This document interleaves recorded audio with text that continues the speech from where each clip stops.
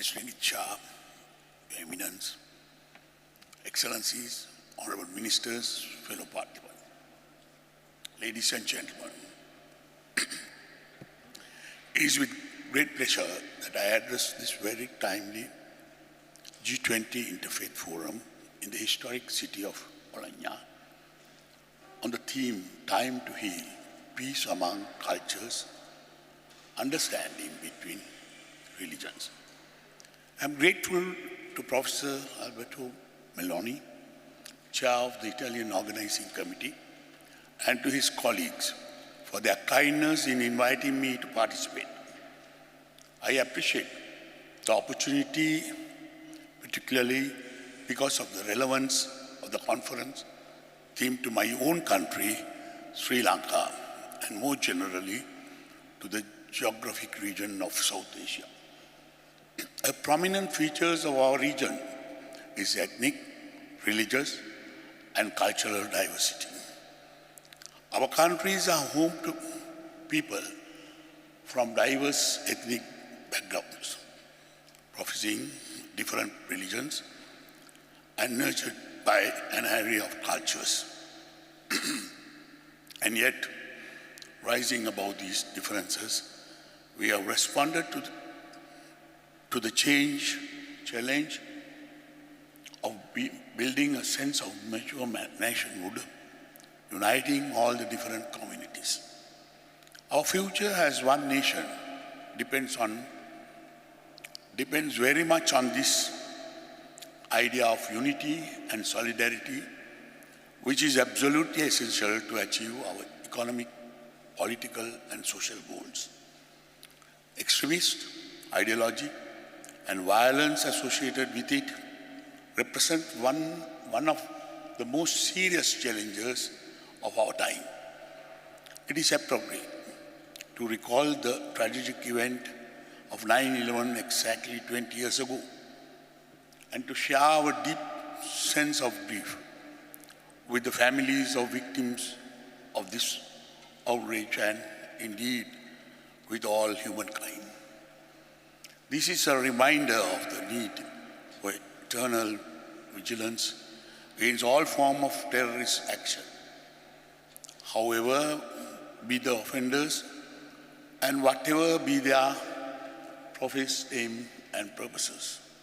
It is especially fitting that this prestigious event should take place in Bologna, a city which has rightly established its reputation as a world leader in culture, in the arts, and all fields of intellectual activity. This enchanting city enshrines for all time the spirit of Italian Renaissance and its remarkable contribution to the growth of civilization. The world has certainly been enriched by the genius and creativity of the great Italian masters of that period in history.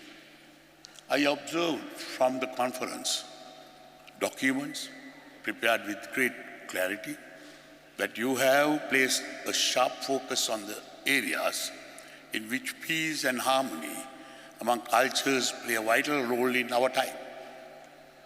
I have no hesitation in identifying education as the most important of these areas.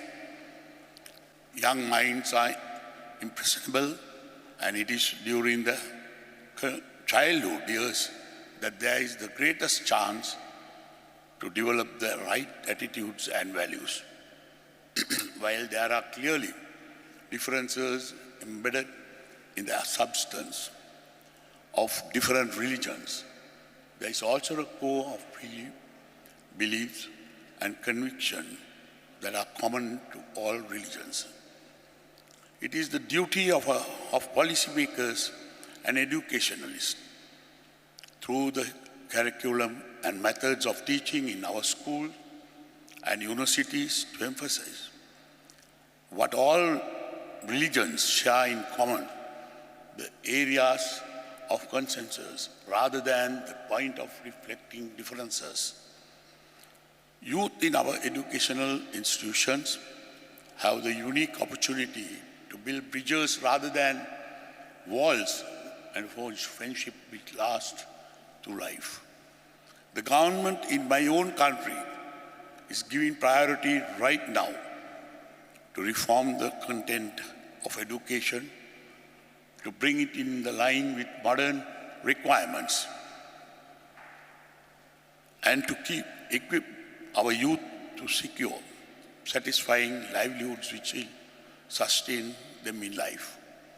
The grave health crisis which the world is experiencing at this time serves to underline the bonds which unite us all.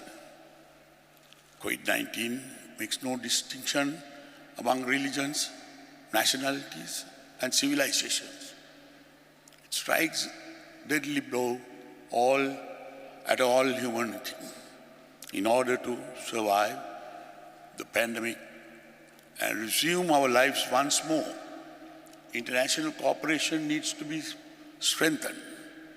Vaccines and other protection made possible by modern medicine must be available across the globe with firm arrangements in place for less affluent nations to be assisted by international organizations and by countries with strong economies.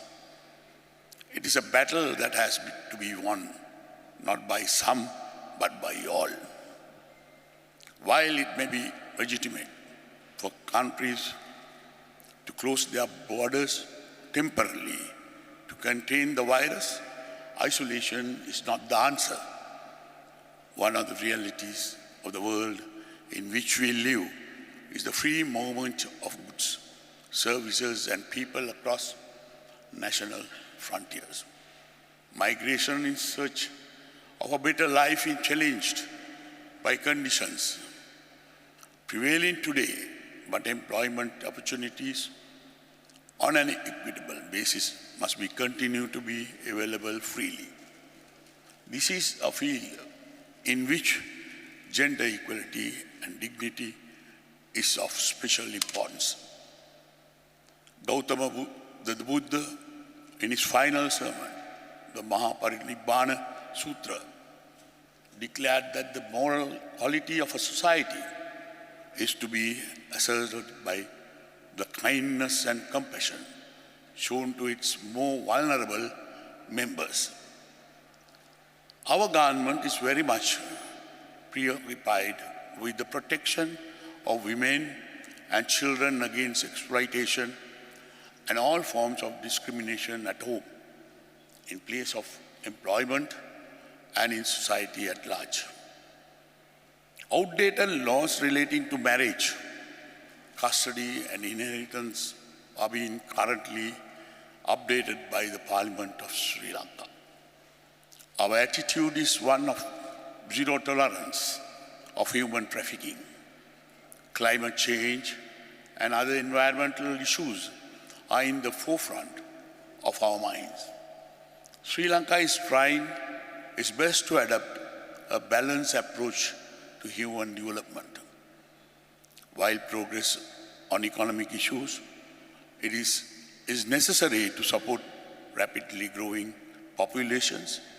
This cannot be done at the expense of the environment.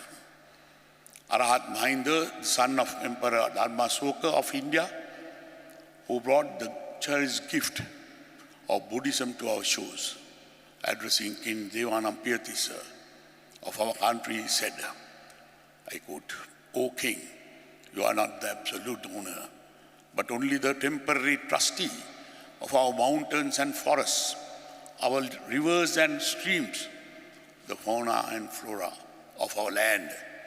You are duty bound to hand over these assets to the future generations in the condition in which you inherited them from your forefathers." These words are an integral part of our culture, continue to define our policy towards the environment. Reconciliation is a critical need of our time. Conflicts and escalating tensions are all too evident around us.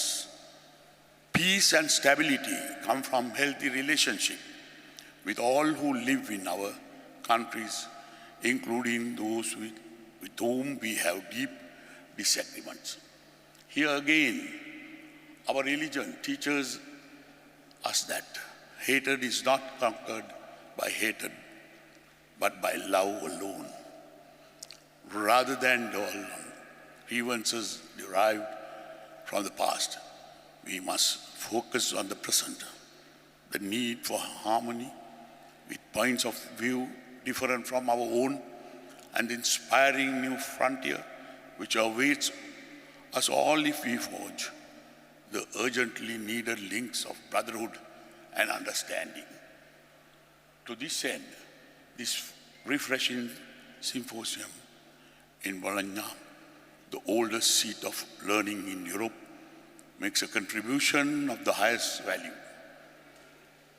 The G20 Interfaith Forum, which has been a regular event over the last 7 years, presents a rare opportunity for intercultural dialogue. I am deeply conscious of the honor you have bestowed on me by your invitation to address this prestigious gathering.